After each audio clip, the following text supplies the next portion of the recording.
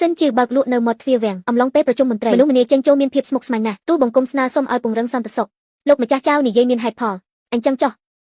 ចៅហៅមេបញ្ជាការកងរក្សាវាំងចាត់កម្លាំងមួយក្រុមជារៀងរាល់ថ្ងៃដើម្បីទទួលខុសត្រូវរក្សាសណ្ដាប់ទូបង្គំសូមទទួលរាជតាមឡើយចៅហៅតែងតែទៅ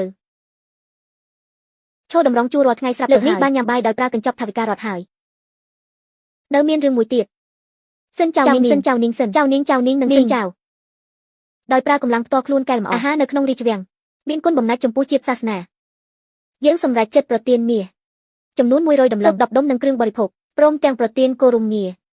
សាំងស៊ឺនាងដើម្បីជាការសរសើរព្រះករុណាថ្លៃពិសេសមានតម្លៃខ្ពស់ពេកហើយកូនស្រីទូបង្គំគ្រាន់តែធ្វើអាហារ2-3ពេលប៉ុណ្ណោះមិនហ៊ានទទួលរង្វាន់បែបនេះទេលោកម្ចាស់សិនកុំដាក់ខ្លួនពេកអីអ្វីដែលកូនស្រីលោកធ្វើមិនមែនគ្រាន់តែជាគ្រឹះនៃជាតិទាំងមូលលុះត្រាតែមន្ត្រីយើងញ៉ាំឆ្អែតអាចបំពេញការងារបានល្អព្រះករុណាមានបន្ទូលត្រាពីមុនខ្ញុំឃ្លានខ្លាំងរហូតសរសេរប្រាក់100,000ដំឡឹងខ្លាយជា10,000ដំឡឹងស្ទើរតែមានរឿងធំទៅហើយនៅមានមុខនិយាយទៀតបានហើយថ្ងៃនេះចប់ត្រឹមនេះចុះចេញពីប្រជុំកូនស្រីប្រាប់ប៉ាត្រង់មកមើលតើឯងនិងព្រះរាជាមានរឿងអ្វីឲ្យពិតប្រាកដទៅតើមានរឿងអីទៅ